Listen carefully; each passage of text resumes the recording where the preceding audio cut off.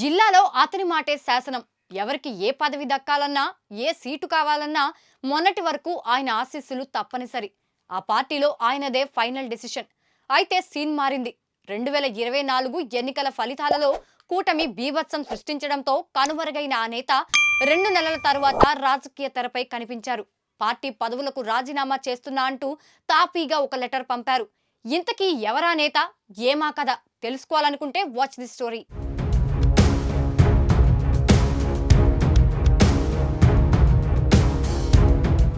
Alla Nani alias Kalikrishna Srinivas దాదాపు 3 దశాబ్దాలకు పైగా ఏలూరు రాజకీయాల్లో చక్రం తిప్పుతున్న నాయకుడు. దివంగత వైఎస్ రాజశేఖర్ రెడ్డి ప్రియ శిష్యుడు. అంతేకాకుండా వైఎస్ కుటుంబానికి అత్యంత వీర విధేయుడు. 2004లో వైఎస్ హయాంలో మొదటిసారి ఎమ్మెల్యేగా, 2009లో రెండోసారి ఎమ్మెల్యేగా గెలుపొందారు. వైఎస్ రాజశేఖర్ రెడ్డి మరణం అనంతరం కూడా జగన్మోహన్ రెడ్డికి వీర విధేయుడిగా మారారు. 2014 ఎన్నికలలో ఓటమి పాలయ్యారు. అయినప్పటికీ వైఎస్ఆర్సీపీ తనకున్న సంఖ్యాబలంతో ఆళ్ల నానికి ఎమ్మెల్సీ ఇచ్చి పెద్దల సభలో కూర్చోబెట్టింది. 2019 ఎన్నికలలో కూడా ఏలూరు అసెంబ్లీ సీట్లు ఇచ్చి ప్రభుత్వం ఏర్పడిన తరువాత ఉప ముఖ్యమంత్రితో పాటు వైద్య ఆరోగ్య శాఖ వంటి కీలక బాధ్యతలను ఆళ్ల నానికి అప్పచెప్పింది గత వైసీపీ ప్రభుత్వం.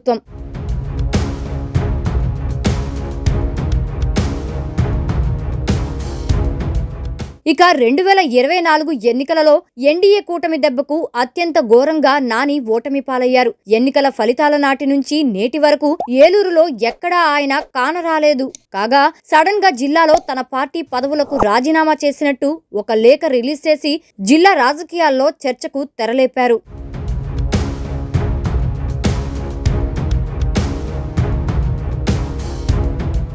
అయితే 3 సార్లు ఎమ్మెల్యేగా చేసిన అనుభవం, ఉప ముఖ్యమంత్రిగా, వైద్య ఆరోగ్య శాఖ మంత్రిగా, ఎమ్మెల్సీగా చేసిన అనుభవం ఉన్న ఆళ్ల నాని గత వైసీపీ ప్రభుత్వ హయాంలో ఎంతో మంది ఎమ్మెల్యేలు, మంత్రులు తమ నోటికి పని చెప్పినప్పటికీ ఆళ్ల నాని మాత్రం ఎవరిని వ్యక్తిగత దూషణలకు పోడు, మృదు స్వభావి అనే పేరు సంపాదించుకున్నారు.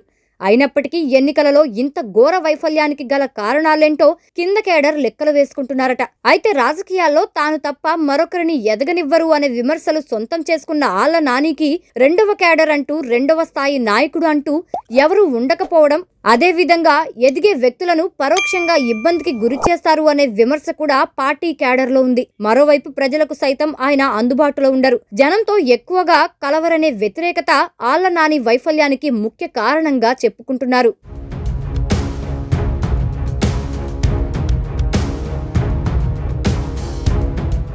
ఇక తాజాగా ఏలూరు జిల్లాలో వైసీపీలో ఆళ్ల నాని రాజీనామా కొంత కలవరపాటుకు గురిచేసింది. నిన్న మొన్నటి వరకు సెకండ్ కేటగిరీ నాయకులు సైతం కొద్ది రోజుల క్రితం రాజీనామాలు చేసి పార్టీ నుంచి బయటకు వెళ్లిపోయారు. ప్రస్తుతం జిల్లాకు సరైన రథసారథి లేకపోవడంతో వైసీపీ కార్యకర్తల్లో ఆందోళన కనిపిస్తుంది. ఈ పార్టీ భవిష్యత్ ఎటు వెళ్తుందో అన్న విమర్శలు సైతం వినిపిస్తున్నాయి.